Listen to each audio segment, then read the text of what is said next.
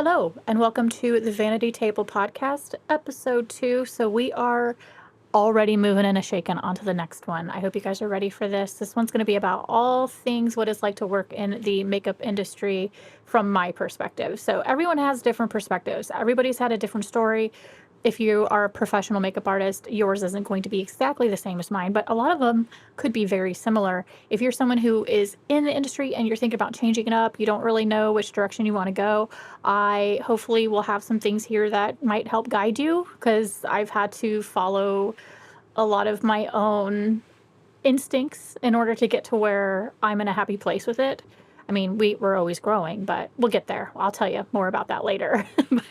but also, anybody who's an aspiring MUA, this could be helpful for you too. So hopefully you take away something from this. I would say if you are an aspiring MUA, get out your notes, because this is long-winded. I made the biggest list ever, so I hope you're ready. I really hope it helps people who want to get into this field, because I think it's a magical world to live in. It's a world of a little bit of fantasy. You can create whatever you want, and it's really exciting. And watching people transform when you're doing makeup on someone is probably one of the most rewarding things for someone who loves, being creative. So yeah, I just wanted to share what I know. Also, the makeup today, if you're not watching this, if you're listening, I will just a little bit describe to you. We have gone for the theme of mod Cher. Now, there's many versions of Cher. There's many, many looks of Cher, but this one is very specifically a 1960s look of her having a triple wing liner. So she has a wing below her eye, a wing on her eyelid, and then a wing above her eyelid. So it's a triple wing. It's insane. I was really intimidated by this one, actually, because not only do you have to get one wing down, you have to get 3. I have a little miniature video of the making of that will be on my YouTube channel. You could also watch this podcast on my YouTube channel and see the makeup in action as I'm chatting away. Or if you're listening to this, you can also refer to when you're not driving.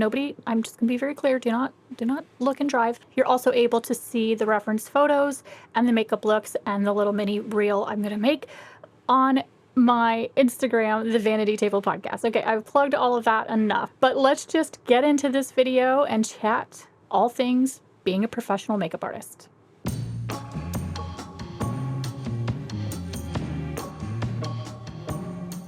I would say the very first thing, I mean, you might change your mind. It's the same thing when you're going into, like, say, college, or told to pick what your major is going to be. And that might change as time goes on when you realize I have no interest in what I chose as my major.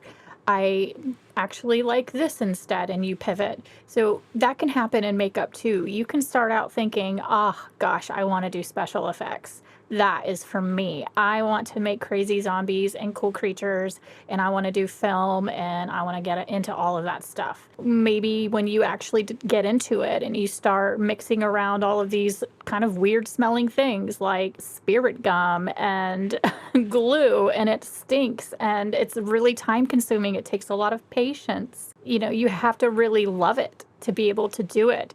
And so my first tip is think about what is something, just knowing yourself, that you can continue to do day in and day out repeatedly without losing interest. What do you love to do? Because for me, I've always been in art. I've excelled in art class in school, and I've always loved drawing. I've always loved color, and even like as someone who's heavily tattooed, I went the color tattoo route because I love color. And so I knew that with makeup and all of that I would want to stick to color. But I went off track. I did, because I questioned where am I good? Where do I excel? I don't know. I felt lost. Maybe this will help you a little bit and not fishtailing so much in the beginning. No, don't think that you can't pivot down the road. I'm just saying it's good to get started with your eye a little bit on the prize, so you know what to put the gas towards. If you love color, if you love makeup, maybe start thinking about what profession you can do day in and day out. Could you work at a counter? Or do you want to be more like fashion runway? Do you want to do like editorial magazines? That's really going to matter to where you live. So if you live somewhere where that's not booming as a career, then you're going to need to move. All of these things are factors into where you can direct your focus. If you got to meditate, sit and think about, what can I do all day, day in, day out, and not get tired of it?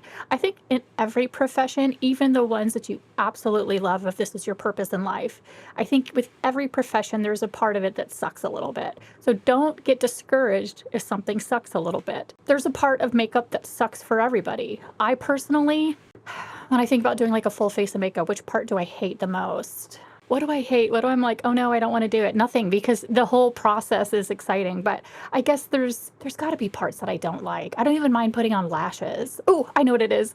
I hate mascara. I hate applying mascara because so many people can't stand having a complete stranger's hands coming at them towards their face with a curler. And then I always have to do like 80,000 coats of mascara to get the length and volume that I want.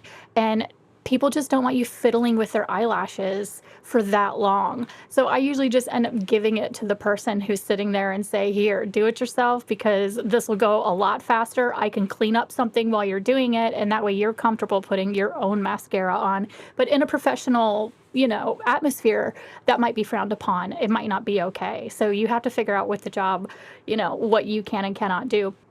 But I would say, like, there's going to be something that you don't like. So what comes naturally to you? What do you love? That's the question to ask yourself first. And then once you've answered those questions, even if you need to write it down, make a pros and cons. But you're going to need to really love it if this is something you're going to follow as your passion forever. And I will say, I had moments where I thought I fell out of love with it. I know I talked about that in my last episode a little bit, about how the pandemic kind of knocked the wind out of me with makeup. I wasn't getting a lot of new release launches anymore, which is very inspiring to get all this new stuff to play with. I could see how mega influencers who get tons of PR stay motivated, because when you receive all this new stuff, all you want to do is get it out and start putting it on your face and playing with it. So that's super motivating. One day, hopefully, I'll get on the first company that ever accepts me on a PR list. I will cry and I will love them to the better. I will be the most loyal person to that company for the rest of my life. I will speak nothing but highly of this company because, oh my gosh, they believed in me first. Could you imagine? Now, I've received tons of gratis, so I know what it's like to receive free makeup, but I've never received PR before like that. So the point is that when you have a lot of stuff coming in and you're constantly getting new stuff, it keeps you wanting to play and get inspired. So yeah, I feel like you keep the momentum going when it's something that you're passionate about. Naturally, you won't really lose interest in it, but there might be times where maybe you fall off. Like when I lost my job with it, I was like, well, I'm going to try something else. And I kept pivoting and I was like, well, I always liked fashion. Maybe I'll go like the thrift resale route. Maybe I'll do this. Maybe I'll do that. You can lose maybe some years like I did with it if something major happens in the world or in your life.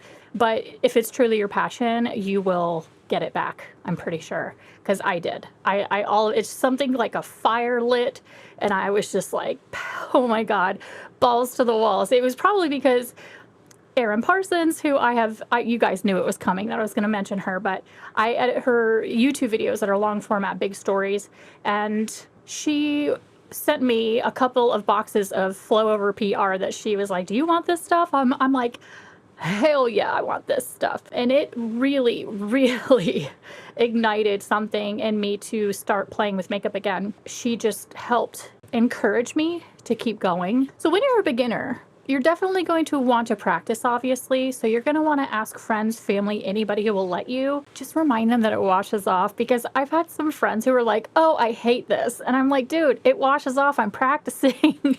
Let me practice. Like, I guess they think, okay, we're going out afterwards, and I don't want to look like this. I'm going to go wash it off before we go out. I've had that happen. So one of my friends, we were like out of town, and she wanted to know what a cat eye, smoky eye, how that would look on her. And that was before I really knew skin types and people's features and like knew how to rate it. And that is something that you kind of like naturally learn after just trying things with people and seeing what looks good and what doesn't. And watching tons of videos helps now that we have that. But back when I started, there was no YouTube. There was no video help. There was just books like Kevin O'Quan, makeup books, and just learning and practicing from trial and error is really how we learned. And I did this cat eye smoky eye on her. It was jet black, and she's just got really natural soft features. She's got really natural coloring in her hair. Her eyes, I think, are like green or hazel. And this was a very long time ago. And she just doesn't, and it's not deep, dark black liner. Does not look right on her.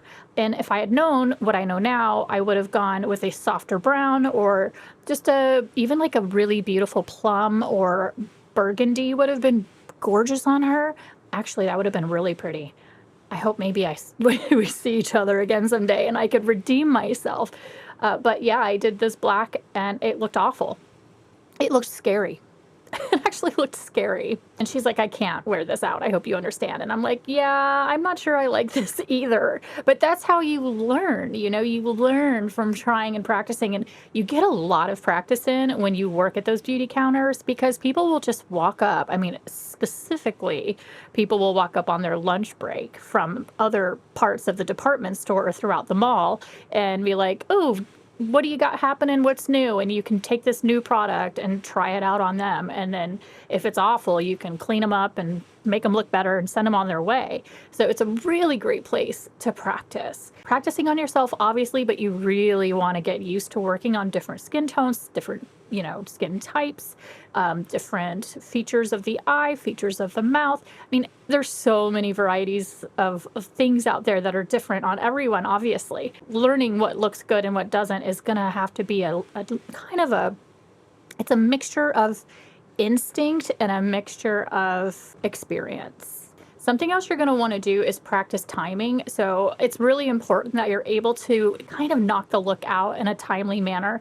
I got to admit, I still struggle with that. Sometimes things don't end up going the way you expect, or you're like, oh, something would have looked better. So you have to kind of start over or erase what you've done. So you really want to avoid that. So I feel like the best way to do that is maybe start on the eyes first, or start with your challenge first. If you've got a smoky eye to do, get started on that smoky eye ASAP. Because then towards the end of the appointment, if you've only got an hour to do their face, then, their full face of makeup, then you better start on the hard part first. Because then at the end, you can really whip out a really quick foundation. Maybe you can do a primer real fast. You can do things quicker and move along a lot quicker if you time that correctly.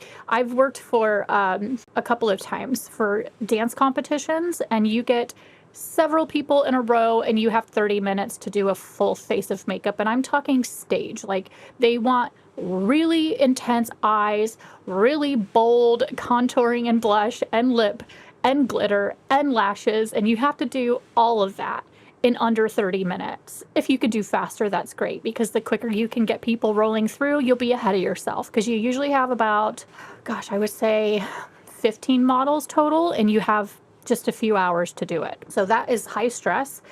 Your back will hurt. You will get shrimp back. If you don't know what shrimp back is, just Google it. But to me, that's like it's an exciting rush. It really is. The exciting rush, you get that too with large bridal parties. It can be kind of fun. Now, I get nervous, and I'm nervous the entire night before. Not nervous, I got butterflies, about how it's going to go, and hopefully it goes well. And you start doubting, like, am I that good? Am I good? You start having these really stupid intrusive thoughts, because I feel like the more anxiety I have, or the more stressed out I am, the more the intrusive thoughts make their way in. So you've got to stand really strong in your confidence. But by the time I get there, all of that just fades right away, and you just get to work. So it does go away. Just so you know, the night before is the worst part. Actually getting there and doing it, that's a piece of cake. I do also have a problem with being too chatty. I've actually been called out for that before when I was doing one of those makeup gigs. I had been flown in. I went to California. It felt like oh my gosh, this is a big thing in my career. I'm getting flown in to do makeup professionally, and I'm like, this is it. My life's going to change. And I heard these fantasies that this woman who runs this company also flies you to Japan and flies you to all these cool places to do makeup for this. And I'm like, oh wow, could you imagine if my career takes off like this? Like, wow. And when I get nervous, I talk too much. So I ended up pissing off one of the main chicks who kind of was running it, talked to me afterwards and said, you can't talk to people for minutes and minutes on end. You're eating into our time. And I was like, oh, I'm sorry. I just feel weird. Like, I just don't know how to not say stuff to people. I don't, and they sit down and they're nervous. So I'm trying to make them comfortable. And I'm usually like, so where are you from? What'd you do? You know, and I was just getting side-eyed so hard from this girl. And I'm like, you know what? If my kindness in trying to make people comfortable doesn't fit into this equation, then maybe this isn't for me, because I cannot be cold and like slap makeup on people and not be friendly, you know? Like, I have to be able to be friendly. I think that also has a lot to do with being a beauty counter person. You were so used to chatting people up and being like, "Wait, girl, ooh, I like your outfit. Ooh, I like you this, that. Oh, look at your nails. Where do you get them done?" Like, that's me. I want to like full blown become your new best friend when you walk up to the counter. And that doesn't always fly when you're in a hurry. So obviously the route could be go to school, you know, actual beauty makeup academy school. There's a really good one apparently in Vancouver. I considered it. I considered going to the Vancouver school for makeup, and I know they're everywhere and all over the world, but that one is not that far from me. I live close to Seattle, so I was like, oh yeah, I'm going to go to that one.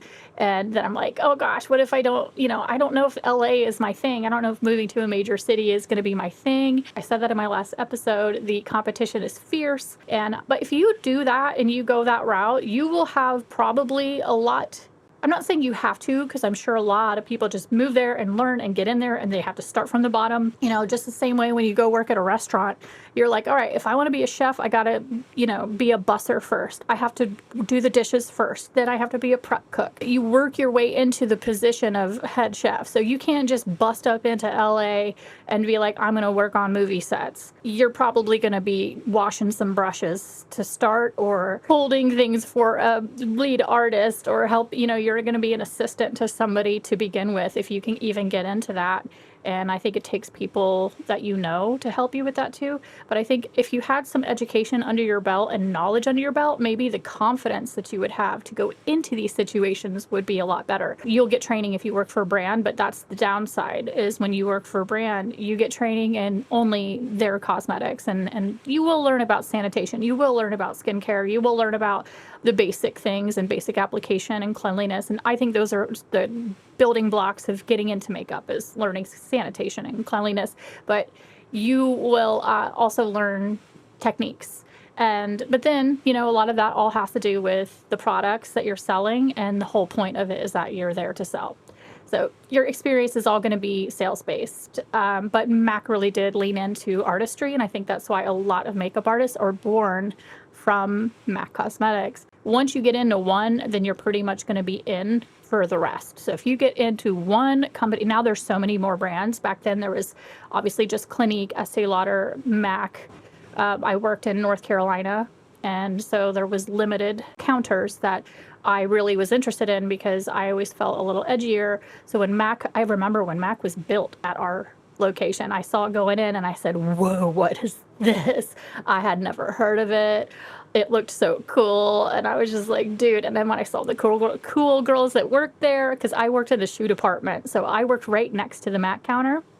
And I would just stare at all these cool girls, and I eventually befriended them, and then I eventually got hired. So it just takes time to work your way into that. But once you get into it, you can apply for any of these other brands that are out there now, which we've got Charlotte Tilbury, we've got Anastasia, we've got all these luxury brands that have amazing products. Now we've got so many more options. And Ulta, I worked at Ulta both as a Clinique boutique manager. I asked to just be a beauty advisor when I got hired. I just wanted to do makeup on people, and the manager was like, you are overqualified. Why aren't you applying for a management position? And I was like, because I just want to do makeup, and I don't want to be limited to a brand. I want to pull from Too Faced. I want to pull from NARS. I want to be able to work with all of it. I want to talk about skincare. I just want to walk around this store and educate all the customers on anything I could possibly think of that's fun, and do makeup on them. And she still talked me into coming in as the Clinique boutique manager. And I'm really glad she did that, because the experience that I got from Clinique was one of my favorite experiences I got in training. I really, and I do not like training classes. I don't like classroom environments. I actually really enjoyed my Clinique training, all the little update things that we had to go to. I loved it. They spoil you rotten. We were in this really cool, like fancy high-rise building in downtown Seattle, and they gave you this catered lunch, and they gave you free product. You got different cool things all day. You would win prizes. You get your Clinique lab coat and your little C when you graduate, and you meet other Clinique girls and friends who are makeup people, and they're always I've met so many people in those classes that I'm still friends with today, and it just really is exciting. So I gotta say, I really enjoyed working for Clinique. When you work at Ulta, you sometimes will have the brand ambassadors will come in, like what I did for Smashbox, and educate the staff on products and stuff, so you can learn from them.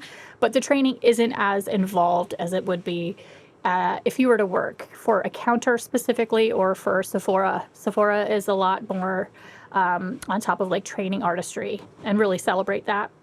And you have so many really amazing products to learn from. My only qualm with Sephora, dare I say, I don't want to be problematic.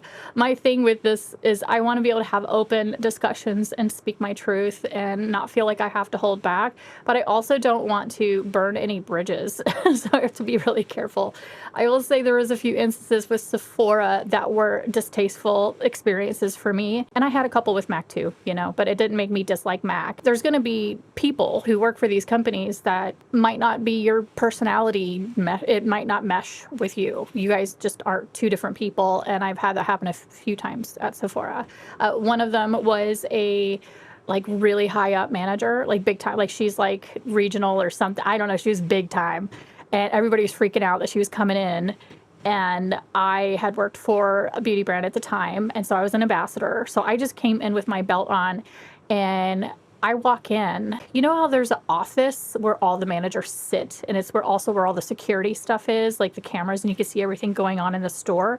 She was in that room with managers, and they seemed like they were having a very intense conversation, but she was like holding a salad in a container like they did on the Kardashians, and she was shaking it so aggressively.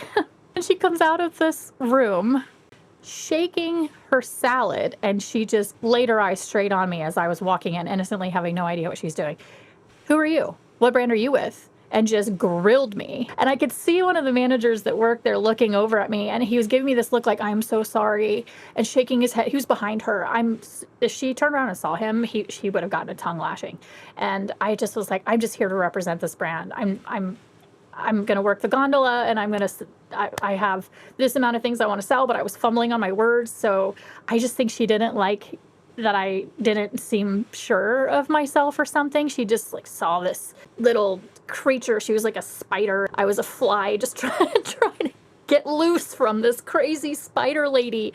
And I didn't cry, and I'm surprised because I am a crier. I'm a very sensitive soul. I was in shock, and I had a very understanding boss at the time. I actually called her and I said, hey, this just happened. And she's like, oh, no one's going to disrespect my staff when they're in there to represent. You do not work for them. They do not have the right. And she really like backed me up. And then the manager that felt bad after this woman like went somewhere else and was gone and the coast was clear, came out and hand on heart, I am so sorry. Are you okay, dear? I am so sorry. And I was like, that was brutal, dude. What is her problem? And he's like, she does this every time she comes in, she insults somebody and scares people off. I don't know what her problem is, what her issue is. And I was like, dude, this is why I hate corporate, is because of how they treat people. I have a different mindset, and just how I approach the world and approach people a little softer than that. And so anyway, I actually did get to the point where I was so upset with it that I didn't even want to make that business any money that day. And my boss was on board with that. She said, just go to a different location. So I ended up getting in my car and I went and worked at an Ulta for the rest of the day. But I just was like, I am sick of being pushed around by these people. So anyway, I'm just saying that if you're looking for a little bit more of like a laid back vibe, then I would suggest starting out at Ulta, because they are a lot more lax. And Sephora has a bit more of a like, know your shit or get out of here. Maybe that was This is all pre-pandemic, so maybe they've softened up a bit, or maybe that's just my area and it's not like that everywhere. I would love to have conversations with people about their experience working for Sephora's Ultas, but I do not, again, I mean, I want to hear the tea. I do. I want to hear the tea, but I don't also want to have like a shitstorm of negativity in my comment section either.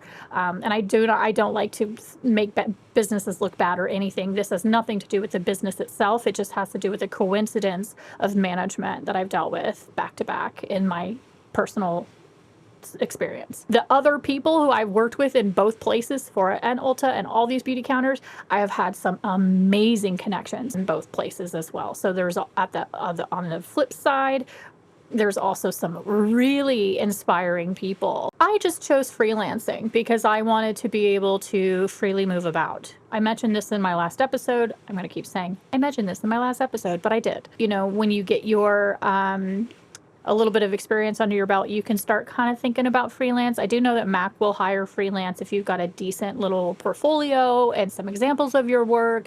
Sometimes brands want to have someone that's moldable, so they don't really want you to have tons of experience with other brands. They want to see a little bit, but then they want to be able to bring in their way of training and going about things. So just shoot for it. See if it happens, and if it works, and apply to your dream brands first, and then just keep going down the line until one of them says, okay, let's do it. Yeah, sometimes you do have to have multiple jobs. Most of these makeup jobs, unless you're full-time at a department store or at a store, you will have to have another job because freelance and ambassador positions, vendors is what they call them in the retail world, they are usually 20 to 30 hours. 30 is like considered full-time in this business, so 20 hours to 25 hours a week. If you're looking to get a vendor position, my best tip on getting that,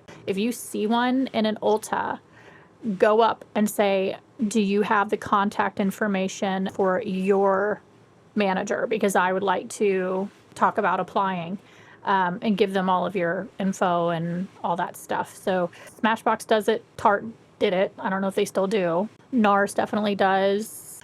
If they're having an event, you come to do makeup for the event and help boost the sales. And the events can be really fun. They're really stressful because the sales goals are usually very high. The expectation is very high. So the pressure on selling is insane. They do not mess around with that. But at the same time, it can be really fun because you get to work on a lot of faces and a fast pace. So you get a lot of experience down when you do events. The first question most people have is, how do I build my kit? Working in retail is a big way to build it because you get so much free stuff, so you can really stock your kit. Even if you just work at Macy's, for instance, and you work in the impulse area, which I did for a while too, because again, you get to work with a lot of different makeup. Impulses, people might not think that impulse is like really like a prominent way to learn artistry in the world of makeup, but because no one's breathing down your neck usually, you get a little bit more freedom at your job. You get tons of free stuff that's coming in. Is impulse still a thing? Is that? Yes, there is. Yeah, we have one here. You get tons of free makeup, and there's testers galore, so you could try everything on and you can play around. It's usually really slow. Ours was. And so it's always slow. So you just get to play. I mean, all I did was chat with my coworkers and play with makeup. And then when a customer came in, you get all excited because you're like, oh my gosh, sit down, let's try some stuff. And you get to play with any of the brands that are in Impulse, which are usually like, again, Too Faced, Urban Decay, Benefit, all of these fun brands, and then tons of skincare too. So you get to really learn that way. Macy's is a lot more laid back. It's an underdog. And I have a soft spot for Macy's. I loved working for Macy's. I felt like they weren't as stuffy. It wasn't as pretentious as like some of the other department stores. And I felt a little bit more freedom. So I got to really have fun working at Impulse. And again, I was offered a job to work at the MAC counter, and I declined and went to Impulse because I wanted to play around with other brands. I wanted to try new stuff. This was at the pinnacle of what was going on with like Too Faced coming out with a peach palette, or the mermaid line. Too Faced was hot at that time. Anastasia's like liquid lips. That was like a big thing back then. What else was hot at that time? I also had Inglot. There was an Inglot booth there, so I had never really experienced their stuff before, and I was having a field day with their loose pigments. With that said, to build your makeup kit, getting a job working for a business that has gratis is what it's called when you get your free stuff when new launches release. You usually get either all of it or some of whatever the newness is. But another way to do that if you don't have a job in makeup is beauty subscription boxes. Those things are a hidden gem. You can get a full stock of foundation for half the price, you're limited to what they have. So for instance, I use Ipsy, and every month I get 5 full-size products, and I usually will pick things that I either need for myself or things that I need to replenish my kit with. So foundations, again, like Charlotte Tilbury's Beautiful Skin Foundation for a while was like the foundation they had in abundance, and you can get it for 50% off. I was in heaven. Another way that you could stock your kit, though, is applying for the pro memberships with the businesses. So say NARS offers a pro member program. Pure Cosmetics, if you want to just have specifically organic, natural products, you can apply for the Pure program, and things are usually 30 to 40% off in the pro programs, but you have to prove that you work in the industry. So you can't just be anybody and say, okay, yeah, I'm a pro, and then you have to prove it, and then you get discounts because you're working with the makeup, with customers, with clients, and the brands are hoping that the client will love it and buy it. So you're essentially kind of in a way, salesperson for them by using their products. So apply for those pro programs. The kinds of information that they're going to want is proof that you either went to a beauty school, so some sort of certification. If you went to like hair school, I think you learn, some of them have programs where you learn makeup too, so that can probably count. If you work at a salon and do makeup through the salon, that's a tip I'm going to give you here in a second, but see if you can get them to add you to their website. So it's under their hairstylist and artist. You can get added, so you can do a screenshot of that and show them that you work for a salon, or you can build your own website. It has to be a professional website and put together really well, and show that you are actively working as a makeup artist, and showing your social media handles and just all the different various ways that you work within cosmetics. And then you hopefully will get approved. What I was going to say about salons is, if you have a friend who is a hairstylist or know anybody who's a hairstylist, which if you're in the beauty industry in any facet, you probably have multiple friends who are also in hair. And just ask them if they ever get people asking, especially bridal or event. So prom, wedding, event makeup on the weekends, all of those people are needing a makeup artist. Let them know that you're available. Get business cards made. You can go on Canva and make your own, and they ship them right from that website, or just get cards, get business cards, have them on you at all times. Any opportunity you have to promote yourself, give them your cards. Leave them at coffee shops. They have those little boards by the bathrooms, usually in coffee shops, that you can stick your card, pin it to the little board. Spam yourself all over the place, because people will contact you about makeup when it comes to that time. And referrals, never shut up about it. Talk about it on your Instagram constantly, share it on your stories constantly. Never stop talking about the fact that you are for hire for makeup, because referrals is huge. Make flyers. Again, when you go to those coffee shops, if you want to do more than just a card, you can make flyers and pass them out. Pass them out at events. A lot of times a venue, so Google in your area wedding venue events or party event location venues, and email them, ask them if you can get on their vendor list for services, because they usually have a list of caterers. They have a list of, everything within that whole realm of things for events, and they usually need hair and makeup referrals, people to share that as well. So ask if you can get on that list if they don't already have a favorite. If they have a favorite already, good luck to take in their place, because they're pretty loyal. But if they don't, man, you can you can be their go-to whenever somebody asks if they know a makeup artist. So yeah, just get your name out there and work these events. If you see there's a wedding showcase coming to town, venues host showcases all the time. It's so that wedding brides and grooms can walk around and try different vendors, see what food and florals and bouquets and all that stuff, what they have to offer, and shop around for their wedding that they have coming up, whether they're in the beginning stages of planning or if they're actually like, it's coming. it's in a year, or it's in 6 months or whatever time, and they need to find a makeup artist. So I've worked those. I've had booths with my partner, who is a hairstylist. Her and I have been tag teaming weddings for 10 years, and she and I have been doing these wedding events, and they're kind of fun because you just get to sit there at the table. You don't have to actually work, and just chat makeup and hair with people and get to talk to cute bride and grooms because they're getting married and they're so happy and in love, and you're just like, oh my God, I love love. Start a Google account. Just get your name on there. Google, even if it's just your name, beauty services, your name, makeup artist, just get yourself in your area. Reading makeup books, obviously, is going to be something you're going to want to do. Obviously, Kevin Aucoin's Making Faces and The Art of Makeup are both two great books. Watching tons of YouTube videos from any sort of makeup, I would suggest watching makeup artists who are, actual have that experience. It's not like a big deal if you prefer influencers, but people who are actual makeup artists who have like done makeup on people, if that's what you're trying to do, you want to learn from those people. If you're more into it for the fun and for the I want to be an influencer aspect, then watch the influencers, because you can just kind of learn from like what they're doing, how to do it. Look it up on YouTube and you'll figure it out. You can learn anything from YouTube. So just depending on which way you're going with it. If you're trying to go the influencer route, then that's a whole different bag. But if you're actually trying to work as a professional makeup artist and you're doing makeup on other people, you should probably try to find like a good handful of artists that are doing that or have had that experience, and follow them and watch their videos and learn and soak it all in. I mean, I still do that. I still look at people in this, world of cosmetics online and can learn, because a lot of them are getting PR that I'm not. So I'm like, ooh, what's that product? Ooh, that's new. Ooh, what's that?